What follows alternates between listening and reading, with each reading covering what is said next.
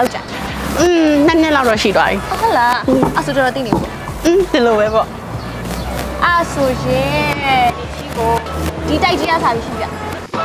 ဒီတိုက်က1908ခုနှစ်ကတည်ဆောက်ခဲ့ရလေ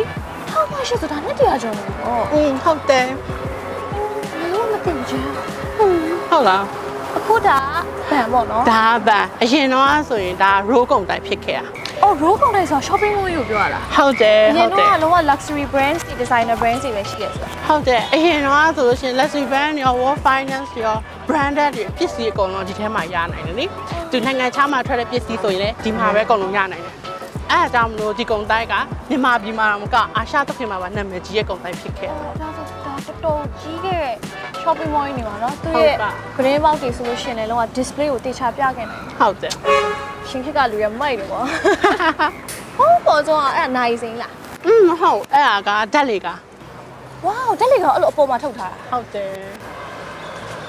တကယ် England Harrods ကိုတော့နေရတယ်တကယ်ဒူးနဲ့ဟာဟုတ်တယ်အဲ့ဒါ England က Harrods နဲ့တောင်မှသူတို့နှိုင်းကြသေးတယ် England မှာ Harrods ကမှကျွန်တော်တို့ Yeah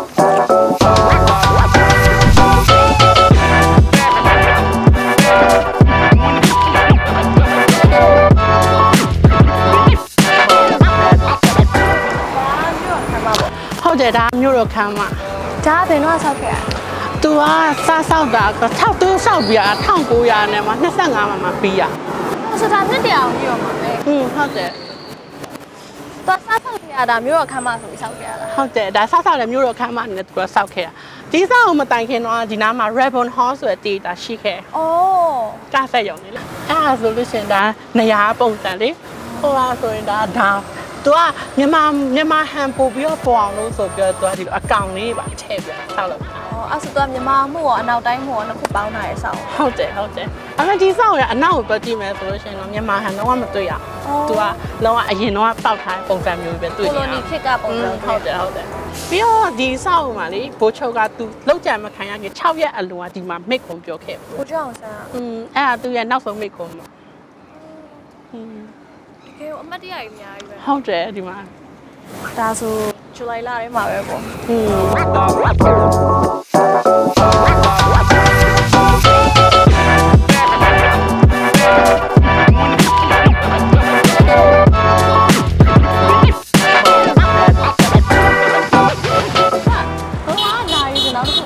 တ်တယ်ဟိုက်ကောအနာကြီးပြင်လေလက်ကြည့်ပညာလေးကြည့်ပါဦးဒါသူလေးဘုရားကြီးဆိုတော့ဒါဗုဒ္ဓဘာသာရဲ့အဆောက်အဦဟိုမှာဆိုအင်မနီလာချက်ကြောင်းရှိရတာခရစ်ယာန်ရဲ့အဆောက်အဦပေါ့အဲ့ရဘီနာမှာဆိုရင်ဟိန္ဒူတမ်ပယ်လေးရှိတယ်အော်ဟိုမှာဆိုရှင်အစ္စလာမ်ရဲ့ပလီလေးလေဒါဆိုလို့ရှိရင်ဒီနေရာဘာသာရေးလေးခုတနေရာလေးတွေ့နိုင်တယ်နေရာလေးတနေရာပေါ့အရင်တည်းကတော့ဒီလိုမျိုးဆိုင်ရှိခဲ့ရလားအရင်တော့ဒီနာအဲ့လိုမျိုးမြေဖို့လေးပေါ့ကုန်းလေးရှိခဲ့တယ်ဆိုင်ရောဟုတ်ဒါနောက်ပိုင်းမှာထွက်လာဟာဆာဒီဆောင်ပြီးရောဒါကမြန်မာဆွေလေမြန်မာဆွေဆိုကုန်တိုက်ကိုပြောဟုတ်တယ်မြန်မာဆွေကုန်တိုက်ဆိုဒီနေရာမှာလေအရင်တော့ A1 ရုပ်ရှင်ထုတ်လို့ရေးတို့ပြီးတော့တကုံ magazine တိုက်တော့ဒီမှာရှိဟုတ်တယ်တော်လိုက်တာကြည့်စမ်းအဲ့လိုကဒီအဲ့ဟာနှစ်ခုအပြင်မြန်မာဆွေဆိုကုန်တိုက်လည်းဖွင့်လာအဲ့မြန်မာဆွေဆိုတာကဒီမြန်မာလူမျိုးစီးပွားရေးပညာရှင်ဥပညောကနေပြီးတော့1918ရောက်မှငှားပြီးတော့မှဖွင့်ခဲ့အဲ့ခေတ်တော့ဆိုရင်မြန်မာလူမျိုးပိုင်တဲ့ကုန်တိုက်ပထမဆုံးကုန်တိုက်ရန်ကုန်မြို့မှာပေါ့အဲ့ဆိုဒီဟာမြန်မာပိုင်တာပြီးတော့ဟိုဘက်က road ကုန်တိုက်ကနိုင်ငံခြားသားပိုင်တာအင်္ဂလိပ်တွေပိုင်ဖိုက်ကြတိုက်ဒီကုန်လုံးက200เนาะဒါဆိုလည်း200ဟုတ်တယ်1905ဆောက်ခဲ့ဆောက်ပထမဆုံးသူကဆောက်တာကအိန္ဒိယလူမျိုးပိုင်တဲ့စိန်ခံတိုက်ခန်းနေနဲ့ဆောက်တာအော်ဒါအစအိန္ဒိယပိုင်ဟုတ်တယ်အဲ့ဒါနေမြန်မာလူမျိုးငှားပြီးဆောက်ခဲ့ပြီးတော့အဲ့နေချပြောခဲ့လို့လေ A1 ရုပ်ရှင်တိုက်လည်းဒီမှာရှိရယ်ပြီးတော့တကုံမဂ္ဂဇင်းလည်းရှိရယ်အဲ့ခေတ်တုန်းကတကုံမဂ္ဂဇင်းဘလောက်အောင်မြင်ခဲ့လဲဆိုရင်စာရေးဆရာကြီးအမှလုံးတယ်အမှရေးရစာရေးဆရာကြီးသူတို့ရဲ့နာမည်ရှေ့မှာတကုံဆိုတာဂုံယူရောထည့်ခဲ့ကြောက်ခဲ့မလားတကုံပါရာတို့တကုံခေခေလေးတို့အဲ့ဒီစောက်မှာပေါ့ပြောနေချီကြောက်ဖလမ်းတင်စိုက်ပြီးမုန်းနေလေကြောက်ဘူးလားဗောသူကဒီစောက်ရဲ့အရှိမှာပဲသူကဒီစာမူလာပေးအပြန်မှာစပိန်တိုက်တဲ့ထိုင်ရနဲ့သုံးသွားစပိန်တိုက်ခိုင်ရဒီရှိမှာ你只係攞唔掂。ဟုတ်တယ်ကျတော့သူဆုံးတာတော့ရန်ကုန်စေးုံမှာတို့ပြောတာကြားဘူးလေ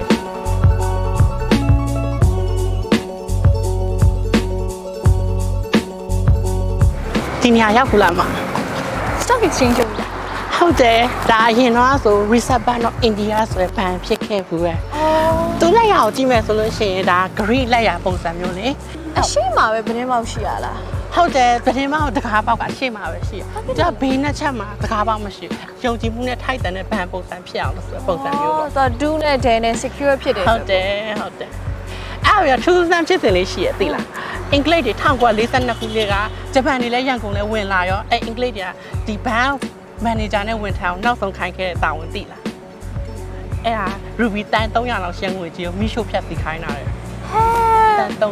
သူတို့မှမိရှို့တရက်တိတိအောင်ကြာခဲ့ပတ်စံတွေကိုမိရှို့ကိုဟုတ်တယ်အဲ့ဟာပြအကျွေသိတွေကြတော့လေရန်ကုန်မြစ်ထဲမှာတွန့်ချပစ်ခဲ့တာဟုတ်ဒါ history တော်တော်ကြီးခဲ့ရပဲเนาะဟုတ်တယ်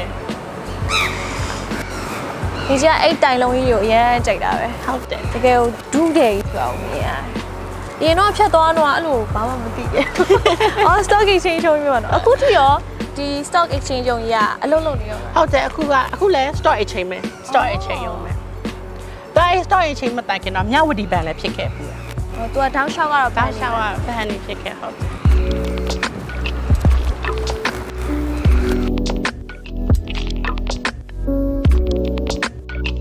။ဒီတိုင်လုံးကိုပြောမှာဟုတ်တယ်အဲ့တိုင်လုံးရဲ့အဲ့အလဲလဲရလေအဲ့ဒါစာရွက်လေးပုံစံမျိုးအဲ့ချာလောက်ပါဟုတ်တယ်အရာလိုက်ရမြောက်တယ်အဲ့ခက်ကလို့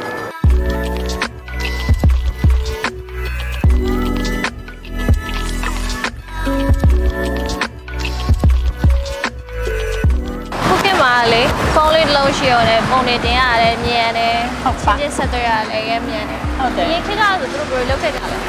ဒီဆောင်ရဲ့တမိုင်းလေးရှင်းပြရမယ်ဆိုလို့ရှိရင်ဒါ1933တော့အိန္ဒိယပြည်သူ့ကပညာရှင်ဂျွန်ဘက်ကနေပြီးတော့ဘာရေးဆက်ခဲ့တာတဲ့ပြီးတော့အဲ့ခေတ်တော့ဆိုနိုင်ငံရဲ့အတွင်းရောအပြင်ရောတည်င်းတွေကိုဖြန့်ဝေပေးပြီးတော့တကဘာလုံးနဲ့ဆက်သွယ်ပြီးအဆောက်အုံနဲ့ပြန်နေရှိသီလာဂျပန်တွေရန်ကုန်တိမ့်လိုက်တဲ့အချိန်တော့လေမဟာမိတ်တပ်တွေရဲ့ပြပစီရတည်င်းတွေရဲ့ပြည်သူတွေမသိအောင်လို့အဆက်အသွယ်ဖြတ်ချင်လို့သူတို့ကတစ်မျိုးလုံးမှရှိရရေဒီယိုဒီုံထဲမှာလာပြီးတင်ခဲ့ရတဲ့သီလာ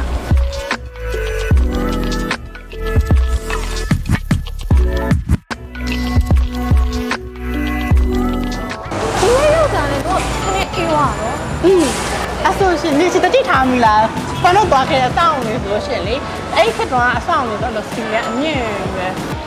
ပြောအရှိရတကားပေါင်းတယ်တော့အကြီးကြီးဆောက်နေဝင်နေတော့မြစ်ကလာရေလေကောက်ကောက်လာသူကအဲ့ကောင်ခန်းထဲဝင်သွားရင်ဘယ်ဆောင်မှတော့ဝင်သွားလို့ရှင်အဲကောမလို့အေးရစင်ပြီနော်ဟုတ်ပါ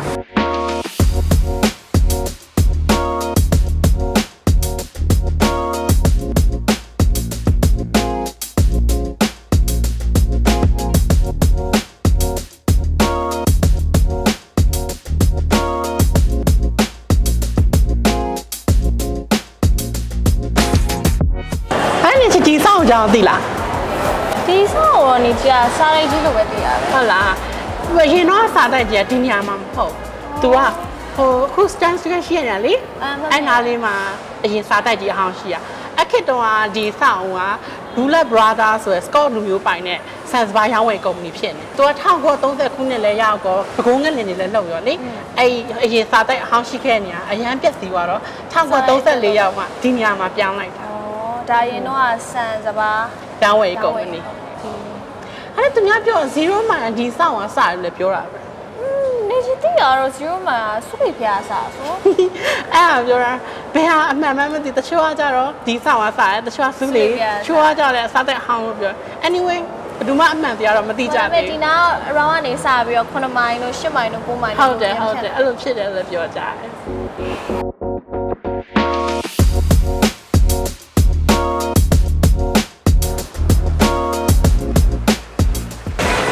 ကျလို့ပါဘယ်လောက်လဲဘယ်ရှိရမှာဟောဒီစီပို့ဖိုင်ဝေးပါလို့မလို့ဟောဒီမှာရန်ကုန်ဆိုင်ကြီးက200ပြည့်ဆို post ကလေးထုတ်ထားအာနီနေကြီးချီလီစတီကိုအမှတ်တရစားလေးရေးပေးပေးဆို fanny များတော့ fanny ကုန်ပေးရနေကြီး fan အရင်ပြော့နေတော့မှာဟုတ်တယ်စားလေးရေးပြီးသူတို့လိမ့်ဆောင်နေဒီအမှတ်တရပေးလိုက် romantic ပဲနော်လာလမ်းကြီးရတော့ကြာရ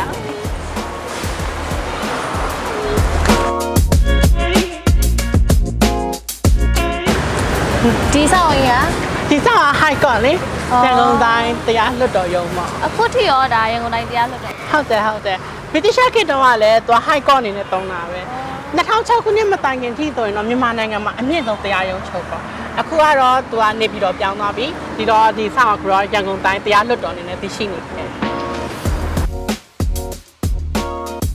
ဒီအပွားချင်းနေရတကောင်လည်းရှိရလားအများကြီးဟုတ်၄ကောင်ရှိရဒီဘက်မှာတကောင်အဲ့နောက်မှာတကောင်ပြီးဟိုဘက်မှာလည်းမြင်ရအောင်ချင်းသိ၄ကောင်ရှိတယ်ဒါချင်းနေရောအဲ့အောက်ကအောက်ကသိခွေးမလားတရားသူကြီးကောင်းတဲ့ဝင်းဖြူဖြူနဲ့လေလေးလေးဟုတ်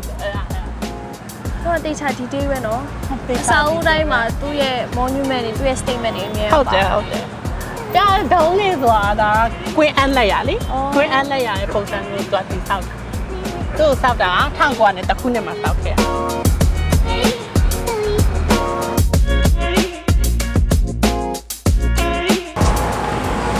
ဒီဆောင်ရလောကနဲ့အဆောင်နေရှိဘလို့သိရနေရှိသိရဒီမှာ model ကြီးကားတွေပါ show တွေပါဒီမှာပြမယ်ဒီမှာပြနေရှိဒီက exhibit တွေတစ်ခါလေးလာဖို့ဟုတ်လား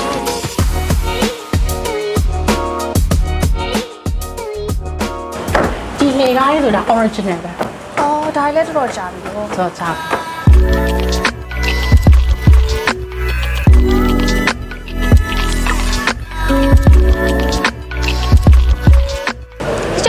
တော်လာနော်သတိထားမိရနော်နေကြည့်အဲ့ကြောက်ပြားရအင်္ဂလန်နိုင်ငံမြောက်ပိုင်းမန်ချက်စတာနဲ့တိုက်ရိုက်တင်နေတာလေဟုတ်တယ်မန်ချက်စတာလားဒီကမန်ချက်စတာနားမှာကြောင်းတက်ခဲ့ဟုတ်လားဟုတ်တယ်ဒီကြောက်ပြားရအဲ့ကနေပြတ်သွားအဲ့ဒါဒီလိုအပြိုင်ခင်တာမဟုတ်တခုချင်းဆိုအသေးသေးလို့ဆက်ထားတယ်အဲ့ဒါမလို့ဒီအခုမျိုးရင်တွေ့မတွေ့နိုင်တော့ဘူးဒီကြောက်ပြားရနှစ်100ကျော်တက်တန်းရှိတယ်အရန်တန်မှုရှိခုချိန်များဒီလိုမျိုးခင်းမဲ့ဆိုဒေါ်လာတန်းနဲ့ချီကုန်မလေးအဲ့ဒါကြောင့်မလို့တကယ်စိန်ခံတိုက်ဒီမှာပဲဒီလိုဟာတွေ့ရဒီလိုကြောက်ပြားမျိုးတွေ့ရမှာဒီလိုတခြားရိုးဆိုသူတို့ဒီလိုကြောက်ပြားရင်မခင်းတော့အဲ့တော့သူ့ရဲ့ခံစား feeling လေးတမျိုးလေးနော်ပုံမှန်တွေ့နေကြတယ်မတူဘူး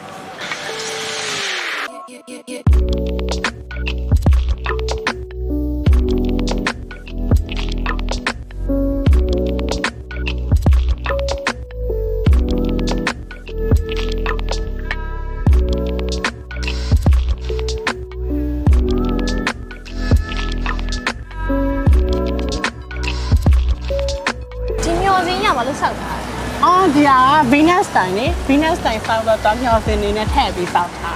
သူကမြန်မာစိတ်ကအာနာပိုင်ရုံးဆိုတော့ဒီမြစ်ကနေလာတင်မောတွေကိုမြင်လို့ရအောင်လို့ဆိုတော့တောင်မြောက်စင်အမြင့်ကြီးတည်ထောက်ဒါစိတ်ကအာနာပိုင်ဟုတ်တယ် Port Authority ဆိုတာဟုတ်တယ်ကြတယ်သူကဒီဆောက်မှာ1900စုနှစ်တော့ဆိုနယူးယောက်မြို့ပြင်ကဘာမှာဒုတိယမြောက်လူဝင်လူထွက်အများစိတ်ကံဖြစ်ခဲ့အဲအကြောင်းသူကအဲ့ရဲ့ဂုံနဲ့ညီရဲ့လူမျိုးအဆောက်အဦကြီးဆောက်တာအဆောက်အဦကလေနည်းနည်းနေကြည့်တော့ကထူးဆန်းနေအဲ့ဒီဘီတူကားမှာသူတို့ထည့်ထားတဲ့ဒါအစိမ်းကွက်တွေပါလားအဲ့ဒါကဒီလိုရှိရသူကဒီအဆောက်အဦကြီးလိုက်တာနဲ့သူကဒီအဆောက်အဦရေချောင်းနဲ့သက်ဆိုင်တဲ့ဟာထည့်ထားပါတော့နော်ဒီအစိမ်းကအကွက်လေးဆိုလို့ရှိရင်ဒါငါးကြီးခွန်ပုံစံလေးတွေအဲ့ပြီးဒီမှာတင်မောပုံစံလေးတွေ့လားအဲ့လိုလေးထည့်ဆောက်ထားပြီးအောက်မှာတွန်းနဲ့ဆိုရင်ဒါလေလိုက်ပုံစံမျိုးလေးအဲ့လိုလေးထည့်ဆောက်တာအဲ့ဆိုဒီစောင့်ကြည့်ရတယ်အော်ဒါရေချောင်းအာနာပိုင်စိတ်ကံရုံဆိုတန်းသိသွားပြီ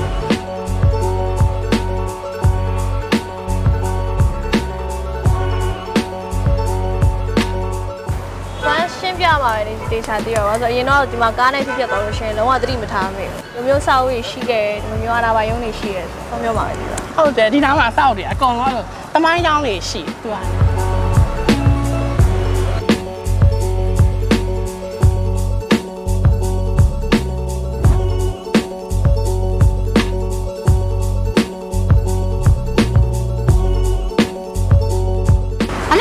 နေချီစောင်းသိလား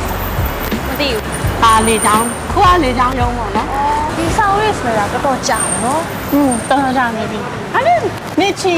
ပုံမေဘာမှတစ်ကုန်ပြီဆိုကြားဘူးလားသိရအော်ဟာလားဟုတ်တယ်ဒီဟာပဲသူကပုံမေဘာမှတစ်ကုန်ပြီဖြစ်ခဲ့အရင်တော့ဆိုလို့ရှိရင်သူကမြန်မာနိုင်ငံကျွန်းတစ်တွေကိုအများဆုံးသင်ပို့ခဲ့တစ်ကုန်ပြီပေါ့နော်အခုကတော့ဒါမြန်မာ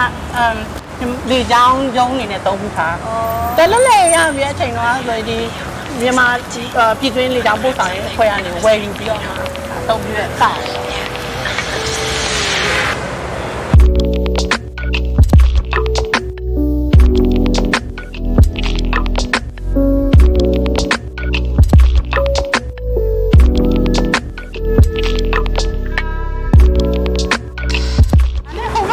သိရမလားဘမဆောက်တော့သိရ strand နေကြိုက်အရင်လည်းကတော့ strand မှာ station ထွက်တာဒီ fashion show တွေလုပ်တော့လဲလာတယ်ဒီမှာစားတော့ဆိုင်ကောင်းနေရှင် fine dining နဲ့လာဟုတ်လားနောက်ကလည်းခေါ်လောင်းဆောင်ခေါ်လောင်းဘာပြင်ဒီစောက်အကြောင်းတော့မသိသေးဘူးနဲ့တူရဲ့ဆက်ပြောပြအောင်မယ်ဒီဟာ1900ခုနှစ်မှာအာမေးနီးယားလူမျိုးဟိုတယ်လုပ်ငန်းရှင် Saki Brother နေပြီးစောက်ခဲ့တာဒါဆိုရှင်ကနှစ်ပေါင်းရာနဲ့ချီတက်တန်ရှိနေဒီဆောက်ကအရင်ကတည်းက restaurant hotel အခုလည်း restaurant hotel ပဲဒီဆောက်မှာဆိုလို့ရှိရင်တုံဝင်းမိသားစုတွေနာမည်ကြီးစာရေးဆရာတွေပုံမြင်ဆရာတွေခီးသွားလာတဲ့လူတွေအများကြီးနေခဲ့ဘူးပဲဒါကြောင့်မျိုးတက်တန်ရင်ဆုံးစောင့်နေတာတခုပေါ့အဲ့ဆိုတော့ဆရလဲ hotel နေနဲ့ပဲစားအခုလက်ရှိ restaurant hotel ပဲ very grand လို့နေချင်တယ်အရင်ကြိုက်ဟုတ်တယ်ချဲပါလေအရင် British style နော်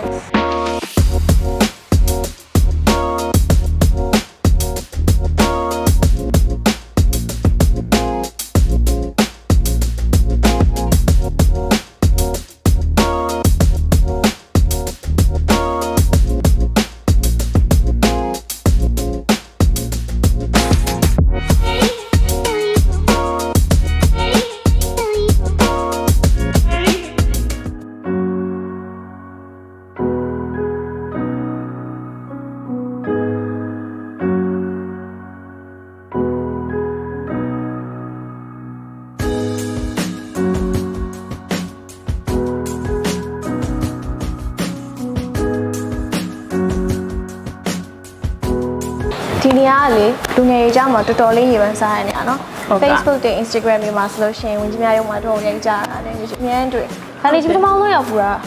ဟုတ်လားဟုတ်တယ်အဖွင့်လာကြပြီနော်ဟုတ်တယ်ဒီလောက်မရောက်ဘူးဒီကြားဘူးလားတော့ဒီမှာနေကြီးပြည့်ရဲ့ history ပေါ့နော်ဘိုးကြောင့်ဆန်းလောက်ကြံခံရတယ်ပြီးတော့တခြားဆိုရအဖွဲ့ဝင်ကြီးတွေရောသူ့ရဲ့ကိုရန်တော်ရောသူ့ရဲ့အတွင်းဝင်ရောလောက်ကြံခံရတယ်ဆိုဟုတ်တယ်အဲ့ဒါမှအပေါ်ရမယ်ရှိတယ်ဒီစောက်မှာဆိုလို့ရှိရင်တခြား history လည်းရှိတယ်လေခုတွေ့နေရဒီစောက်ဆိုလို့ရှိရင်ဖန်တို့ရဲ့မြန်မာနိုင်ငံပထမဆုံးလွတ်တော်စောက်ဖြစ်တယ်ပြီးတော့မြန်မာနိုင်ငံလွတ်လပ်ရတဲ့အချိန်မှာဆိုလို့ရှိရင်မြန်မာနိုင်ငံပထမဆုံးလွတ်လပ်အခမ်းအနားကိုဒီစောက်ရှိမှပဲကျင်းပခဲ့အဲ့တော့အလံဖြုတ်ပြီးတော့ပြန်ပြီးမြန်မာနိုင်ငံအလံတက်တာဒီမှာဒီမှာဒီချောက်ဟောမှာလေကြောက်တိုင်မှာထင်တာဟုတ်တယ်ကြောက်တိုင်နဲ့လူရခဏမှာကြအဲ့တော့ဆိုဒီရှိမှာပဲယူနီဂျက်လန်ဖြုတ်ချပြီးတော့မြန်မာနိုင်ငံလန်လွင့်ထူရဲဒီမြန်မာနိုင်ငံတော့ချင်းလည်းအဲ့ဒီမှာပဲတီးမှုတ်ပြီးတော့မှလွင့်ထူခဲ့ရပါတော့နော်အဲ့ဆိုလို့ရှိရင်တကယ်ကိုဂုံယူစရာမင်းများတဲ့အမှတ်တရတွေရောတကယ်ဝမ်းနဲ့ကြေကွဲပွဲအမှတ်တရရောအများကြီးမှရှိရနော်အဲ့ဒါပြင်မြန်မာနိုင်ငံလွတ်လပ်ရေးမရခင်အောင်ရပြီးတဲ့အချိန်ရောဒီမြန်မာနိုင်ငံနဲ့ပတ်သက်တဲ့ဥပဒေကြမ်းတွေလည်းဒီဆောင်ထဲမှာပဲဆွေးနွေးပြီးတော့မှရေးဆွဲခဲ့တာတဲ့